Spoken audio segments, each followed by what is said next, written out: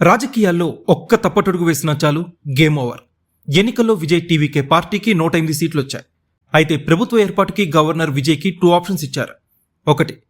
ప్రమాణ స్వీకారానికంటే ముందే 118 మంది ఎమ్మెల్యేల మద్దతుని సమర్పించడం. 2. ప్రమాణ స్వీకారం చేసేసి అసెంబ్లీలో ఫ్లోర్ టెస్ట్లో పాస్ అవ్వడం. ఒకవేళ అసెంబ్లీలో విజయ్ గనక బల నిరూపణ చేసుకోలేకపోతే రాజీనామా చేయాల్సి వస్తుంది. రైట్ నౌ విజయ్కున్న ఛాన్సెస్ చూద్దాం. కాంగ్రెస్ తన 5 సీట్లతో మద్దతిస్తే ఆ బలం 112కు చేరుతుంది. విజయ్ 2 స్థానాల నుంచి పోటీ చేశారు కాబట్టి 1 మైనస్ చేద్దాం. ఇక వీసీకే మరియు కమ్యూనిస్టులు కూడా విజయ్కి సహకరిస్తే ప్రభుత్వం ఫామ్ అవుతుంది. అలానే అన్నా డిఎంకేలో కూడా విజయ్కి సపోర్ట్ చేసే విషయంలో పార్టీ 2 వర్గాలుగా చీలిపోయిందని అంటున్నారు. విజయ్ గవర్నమెంట్ ఫామ్ చేయొచ్చు, ఫ్లోర్ టెస్ట్ కూడా పాస్ అవ్వచ్చు. కానీ అసలు గేమ్ ఇక్కడే మొదలవుతుంది. ఈ 118 అనేది ఒక స్టేబుల్ మెజారిటీ కాదు. ఇది కేవలం మద్దతు మీద నడిచే ప్రభుత్వం. ఒక్క చిన్న నిర్ణయం తీసుకోవాలన్నా కూడా ప్రతి పార్టీని బుజ్జగించాల్సి వస్తుంది. లేదంటే మద్దతు ఉపసంహరించుకుంటాం అనే బ్లాక్మెయిల్ మొదలవుతుంది. ఇక పళనిస్వామి వ్యతిరేక వర్గం నుంచి 20 మంది ఎమ్మెల్యేలు విజయ్కి సపోర్ట్ చేయొచ్చు అనే ఊహాగానాలు వస్తున్నాయి. ఒకవేళ అలా చేస్తే అన్నా డిఎంకే ఊరికే కూర్చుంటుందా? ఖచ్చితంగా కోర్టుకు వెళ్తుంది. సదరు ఎమ్మెల్యేలపై అనర్హత వేటు వేస్తుంది. దీనికి ప్రత్యక్ష ఉదాహరణ తెలంగాణ. బీఆర్ఎస్ నుంచి కాంగ్రెస్లోకి వెళ్లిన ఎమ్మెల్యేలపై అనర్హత వేటు వెయ్యాలని బీఆర్ఎస్ పట్టుబట్టినా స్పీకర్ కాలయాపన చేస్తూ వచ్చారు. ఆ తర్వాత సుప్రీంకోర్టు 3 నెలల్లోగా స్పీకర్ నిర్ణయం తీసుకోవాలని డెడ్లైన్ విధించింది. అప్పుడు స్పీకర్ పార్టీ మారినట్టు చట్టబద్ధమైన సాక్ష్యాధారాలు లేవని కేసు కొట్టేశారు. సుప్రీంకోర్టు కూడా స్పీకర్ నిర్ణయానికే ప్రాధాన్యతనిచ్చింది. ఇక్కడ సదరు ఎమ్మెల్యేలు పార్టీ మారినట్టు అందరికీ తెలుసు. కానీ సిస్టమ్ని ప్రభుత్వం మేనేజ్ చేసేసింది.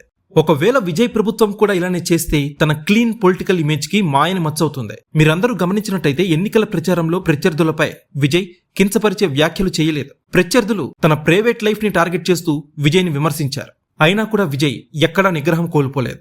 క్యాంపెయిన్ ని హుందాగా ముగించాడు. సో ఆ క్లీన్ ఇమేజ్ అలానే కొనసాగాలంటే విజయ్ ముందున్న దారులు ఇవే. 1. 118 మందితో ప్రతిరోజు టెన్షన్ పడుతూ దినదినగండం నూరేళ్ల ఆయుష్లాగా ప్రభుత్వం నడపడం. నాకు తెలిసి విజయ్ ఈ మార్గాన్ని ఎంచుకోడు. ఖచ్చితంగా విజయ్ రహదారినే ఎంచుకుంటాడు. 2. మనం అనుకున్న రహదారి లాంటి మార్గం ఇదే. ఉదాహరణకి అన్నా డిఎంకే నుంచో లేదా డిఎంకే నుంచో వచ్చే ఆ 20 మందికి ఒకటే షరతు పెట్టాలి. నాకు మద్దతు ఇవ్వడం కాదు, నా పార్టీలోకి రావాలి అనుకుంటే ముందు మీ పదవులకి రాజీనామా చేసిరండి, మనం మళ్లీ ప్రజాక్షేత్రంలోకి వెళ్దాం అని నిర్మోహమాటంగా చెప్పాలి. ఆ 20 స్థానాల్లో బై ఎలక్షన్స్ జరిపి తన క్రేజ్తో విజయ్ అక్కడ 100% స్ట్రైక్ రేట్తో క్లీన్ స్వీప్ చేయగలిగితే విజయ్కి ఇక తిరుగులేదు. ఎవరి సపోర్ట్ అవసరం లేదు.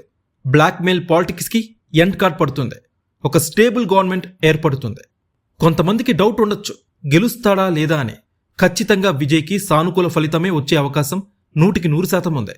ఎందుకంటే డిఎంకేపై వ్యతిరేకత ఆల్రెడీ ఉంది. గెలిచిన నాయకులే రాజీనామా చేస్తే వారి నైతికత ప్రజలు ఖచ్చితంగా మెచ్చుతారు. విజయ్ని నాయకుడిగా మరింత నమ్ముతారు. సో ముందు విజయ్ సీఎంగా ప్రమాణ స్వీకారం చేసి ఫ్లోర్ టెస్ట్లో 118 మందితో ప్రభుత్వాన్ని ఏర్పాటు చేయాలి.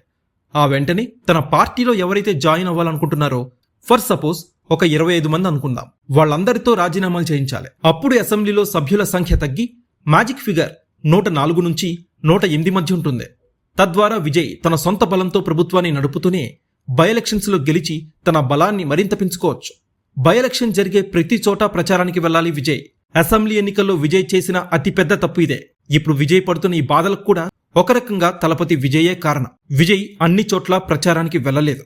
దాంతో చాలా తక్కువ మార్జిన్తో అనేక చోట్ల టీవీకి అభ్యర్థులు ఓడిపోయారు. బై ఎలక్షన్ జరిగితే మాత్రం విజయ్ ఆ తప్పు చేయకూడదు. ప్రతి నియోజకవర్గంలో స్వయంగా వెళ్లి ప్రచారం చేయాలి. అప్పుడే విజయ్కి మరింత క్లీన్ పొలిటికల్ ఇమేజ్ ఏర్పడుతుంది. లేదంటే అందరి రాజకీయ నాయకుల్లానే మిగిలిపోతాడు. కాబట్టి ప్రజల తీర్పే విజయ్కి శ్రీరామ రక్ష లాంటిది. ఇది తలపతి విజయ్ కరెక్ట్గా ఎగ్జిక్యూట్ చేస్తే తమిళనాడులో టీవీకే గురించి ముందు తరాల వాళ్ళు కూడా గొప్పగా చెప్పుకుంటారు.